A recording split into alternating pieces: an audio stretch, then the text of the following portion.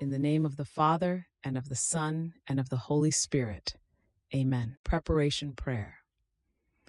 O my Lord Jesus Christ, prostrate here in your divine presence, I beg your most loving heart to let me enter into the sorrowful meditation of the 24 hours of your passion, in which for love of us you wanted to suffer so much in your adorable body and in your most holy soul, even to dying on the cross.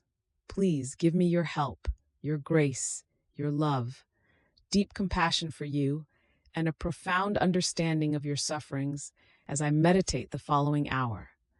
For those hours which I am not able to meditate, I offer you the will I have to do so, and I intend to meditate them during all the hours in which I have to do other things or sleep. O merciful Lord Jesus, accept my loving intention and make it profitable for me and for many, as if I had actually done what I want to do in a holy and efficacious manner. O my Jesus, thank you for calling me to unite myself with you in prayer. To please you more, I take your thoughts, your tongue, your heart, and I intend to pray with them, fusing my entire being in your will and in your love. Reaching out to embrace you, I rest my head on your heart and begin. 6th hour, from 10 to 11 p.m. 2nd hour of agony in the Garden of Gethsemane. O my sweet Jesus, 1 hour has already passed since you came to this garden. Love took primacy over everything, making you suffer all at once. Everything which the executioners will make you suffer through the whole course of your most bitter passion. Even more, love compensates for it and reaches the point of making you suffer what they cannot do to you in the most interior parts of your divine person. O my Jesus, I see you now staggering in your steps, yet you want to walk. Tell me, O my good, where do you want to go? Ah, I understand, to see your beloved disciples. I too want to accompany you, so that if you stagger, I may sustain you. But, O my Jesus, another bitterness for your heart. They are already sleeping, and you, always compassionate, call them, wake them up, and with love all paternal, admonish them and recommend to them vigil and prayer. Then you return to the garden, but you carry another wound in your heart. In that wound I see, O my love, all the piercings of the consecrated souls who, because of temptation, mood, or lack of mortification, instead of clinging to you, keeping vigil and praying, abandon themselves to themselves and sleepy, instead of making progress in love and in the union with you, draw back. How much compassion I feel for you, O passionate lover, and I repair you for all the ingratitudes of your most faithful ones. These are the offenses which most sadden your adorable heart, and their bitterness is such that they make you become delirious. But O love without boundaries, your love which is already boiling in your veins, conquers everything and forgets everything. I see you prostrate to the ground as you pray. Offer yourself, repair, and in everything try to glorify the Father for the offenses given to him by creatures. I too, O my Jesus, prostrate myself with you, and with you I intend to do what you do. But, O Jesus, delight of my heart, I see that crowds upon crowds, all sins, our miseries, our weaknesses, the most enormous crimes, the gravest ingratitudes, advance toward you, assail you, crush you, wound you, bite you. And you, what do? The blood which boils in your veins comes to face all these offenses, bursts the veins open, and pours out in large torrents. It makes you all wet, it flows to the ground, and you give blood for offenses, life for death. Ah, love, to what a state I see you reduced! You are about to breathe your last.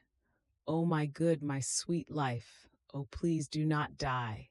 Raise your face from this ground which you wet with your most holy blood. Come into my arms. Let me die in your place.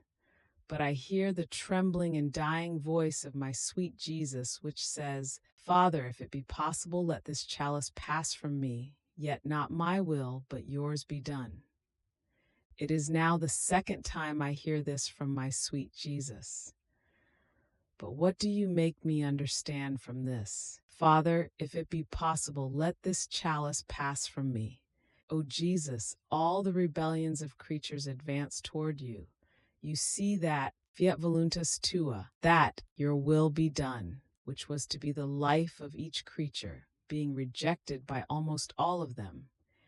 And instead of finding life, they find death. And wanting to give life to all and make a solemn reparation to the Father for the rebellions of creatures, as many as 3 times, you repeat, Father, if it be possible, let this chalice pass from me, that souls withdrawing from our will become lost. This chalice is very bitter for me, however, not my will, but yours be done. But while you say this, your bitterness is so intense and so great that you reach the extreme. You agonize and are about to breathe your last. O my Jesus, my good, since you are in my arms, I too want to unite myself to you. I want to repair and compassionate you for all the faults and the sins committed against your most holy will, and also pray to you that I may always do your most holy will. May your will be my breath, my air. May your will be my heartbeat, my heart, my thought, my life, and my death. But please do not die. Where shall I go without you? To whom shall I turn? Who will give me help? Everything will end for me. Oh, please do not leave me. Keep me as you want, as you best please, but keep me with you, always with you. May it never happen that I be separated from you, even for one instant. Rather, let me soothe you, repair you, and compassionate you for all, as I see that all sins of every kind weigh upon you. Therefore, my love, I kiss your most holy head. But what do I see? All the evil thoughts, and you feel disgust for them. For your most sacred head, each evil thought is a thorn which pricks you bitterly. Ah, the crown of thorns which the Jews will place upon you cannot be compared with these. How many crowns of thorns the evil thoughts of creatures place upon your adorable head, to the point that your blood drips everywhere from your forehead and from your hair. Jesus, I compassionate you and would like to place upon you as many crowns of glory. And in order to soothe you, I offer you all the angelic intelligences and your own intelligence, to give you an act of compassion and of reparation for all. O Jesus, I kiss your pitying eyes, and in them I see all the evil gazes of creatures, which make tears and blood flow over your face. I compassionate you, and I would like to soothe your sight by placing before you all the pleasures that can be found in heaven and on earth through union of love with you. Jesus, my good, I kiss your most holy ears. But what do I hear? I hear in them the echo of horrendous blasphemies, of shouts of revenge, and of malicious gossip. There is not one voice which does not resound in your most chaste hearing. O insatiable love, I compassionate you, and I want to console you by making resound in it all the harmonies of heaven, the most sweet voice of dear Mama, the ardent accents of Magdalene, and of all the loving souls. Jesus, my life, I want to impress a more fervent kiss on your face, whose beauty has no equal. Ah, this is the face on which the angels like Cupids desire to fix, for the great beauty that enraptures them. Yet the creatures dirty it with spit, beat it with slaps, and trample it underfoot. My love, what daring! I would like to shout so loudly as to put them to flight. I compassionate you, and in order to repair for these insults, I go to the most holy Trinity, to ask for the kiss of the Father and of the Holy Spirit, and the divine caresses of their creative hands. I also go to the celestial Mama, that she may give me her kisses, the caresses of her maternal hands, and her profound adorations. And I offer you everything to repair for the offenses given to your most holy face. My sweet good, I kiss your most holy mouth, embittered by horrible blasphemies, by the nausea of drunkenness and gluttony, by obscene discourses, by prayers done badly, by evil teachings, and by all the evil that man does with his tongue. Jesus, I compassionate you, and I want to sweeten your mouth by offering you all the angelic praises and the good use of the tongue made by many holy Christians. My oppressed love, I kiss your neck, and I see it loaded down with ropes and chains because of the attachments and the sins of creatures. I compassionate you, and in order to relieve you, I offer you the indissoluble union of the divine persons. And fusing myself in this union, I extend my arms toward you, and forming a sweet chain of love around your neck, I want to remove the ropes of the attachments which almost suffocate you, and to console you, I press you tightly to my heart. Divine fortress, I kiss your most holy shoulders. I see them lacerated and your flesh almost torn to pieces by the scandals and the evil examples of creatures. I compassionate you, and in order to relieve you, I offer you your most holy examples, the examples of the Queen Mama and those of all the saints. And I, O my Jesus, letting my kisses flow over each one of these wounds, want to enclose in them the souls who by force of scandals have been snatched from your heart, and so rejoin the flesh of your most holy humanity. My labored Jesus, I kiss your breast, which I see wounded by coldness, lukewarmness, lack of correspondence, and ingratitudes of creatures. I compassionate you, and in order to relieve you, I offer you the reciprocal love of the Father and the Holy Spirit, the perfect correspondence of the three divine persons. And plunging into your love, O my Jesus, I want to shelter you in order to reject the new blows that creatures throw at you with their sins. And taking your love, I want to wound them with it, that they may never again dare to offend you. And I want to pour it upon your breast, to soothe you and to heal you. My Jesus, I kiss your creative hands. I see all the evil actions of creatures which, like as many nails, pierce your most holy hands. Therefore you remain pierced, not with 3 nails as on the cross, but with as many nails for as many evil works as the creatures commit. I compassionate you, and to give you relief, I offer you all the holy works and the courage of the martyrs in giving their blood and life for love of you. In sum, O my Jesus, I would like to offer you all the good works in order to remove from you the many nails of the evil works. O Jesus, I kiss your most holy feet, always untiring in searching for souls. In them you enclose all the steps of creatures, but you feel many of them run away and you would want to stop them.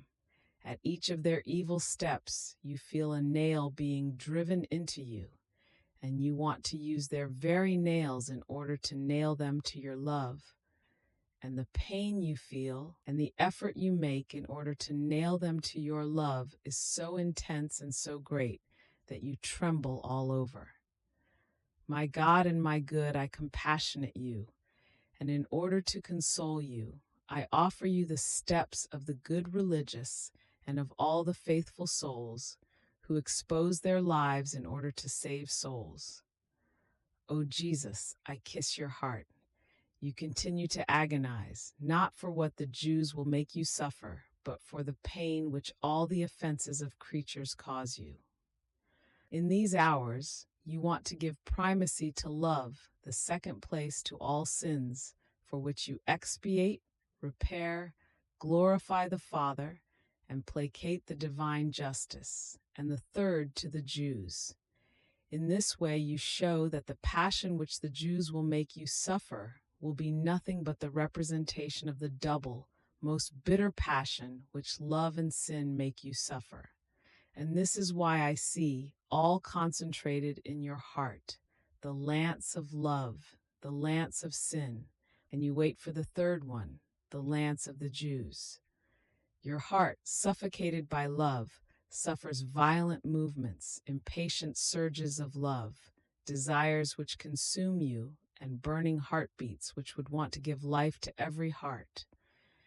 And it is exactly here in your heart that you feel all the pain that creatures cause you, who with their evil desires, disordered affections, profaned heartbeats, instead of wanting your love, look for other loves.